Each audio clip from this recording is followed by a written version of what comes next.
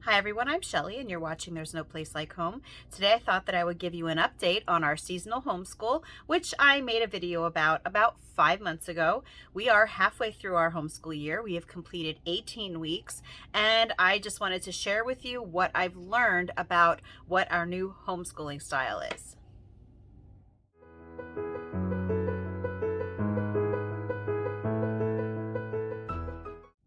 If you haven't seen my video about our seasonal homeschool routine for this year, I will leave a link for it in the description box because I'm not going to get into detail about what it is. I really just wanted to give you an update on how it's been going for us.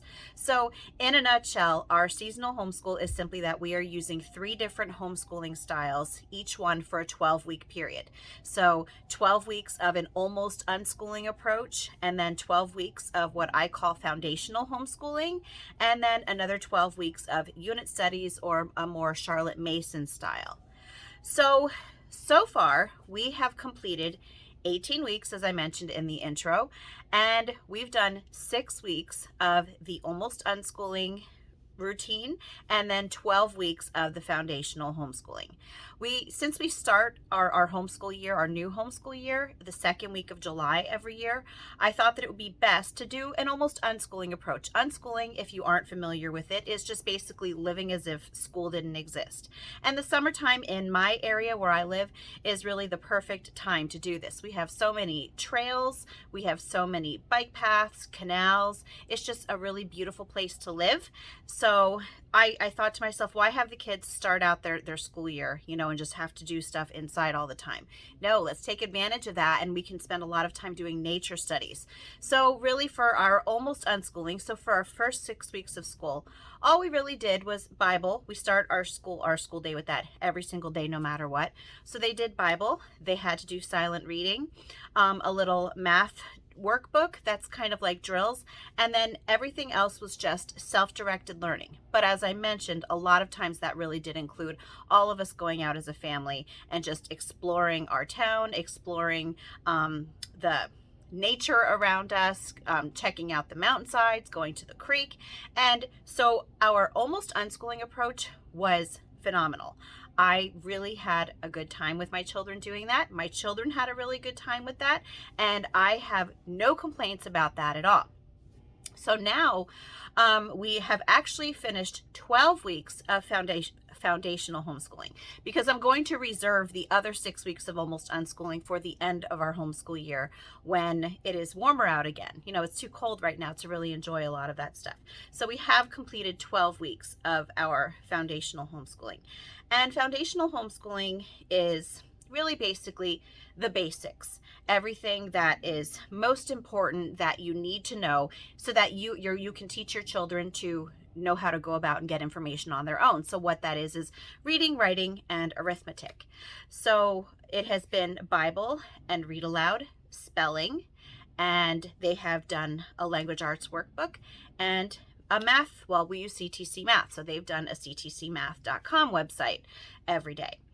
And so what I have learned after 12 weeks of this is that although it sounds great in theory, when you are doing nothing but spelling and language arts workbook and math every single day, it becomes very monotonous, and it really becomes hard to look forward to the homeschooling day. At first it was fun because we hadn't done any structured learning like that, for the summer. So at first it was okay.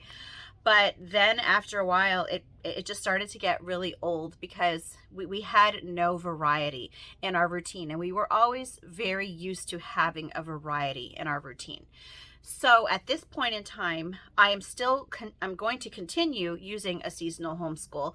But what I do know is that for next year, for our next homeschool year, when it comes to the foundational rotation, I think that I'm going to alternate and maybe throw in something else with it. So maybe alternate days of one day of foundational learning and another day of, say, Charlotte Mason, or maybe the next day could be fun schooling books, the Thinking Tree fun schooling books. I haven't really decided yet because we're done with this rotation now anyway. But that is really what I have learned, is that now for some families that might work to do, a language arts workbook and math and spelling every day and not really throw in any kind of variety. But for us, I have so many different children and they have so many different learning styles, and they're really very artistic children anyway. So, just sitting down and doing that kind of sit down learning every day for 12 weeks wasn't fun for any of us. So that is something that we're definitely going to change up. So now we are actually on a 6-week break, because we take it from Thanksgiving week through New Year's Day. And the reason that we're taking 6 weeks is because we do what's called the Sabbath schedule. So what that means is that we homeschool for 6 weeks on, and then we take a 1-week break. 6 weeks on, and then we take a 1-week break.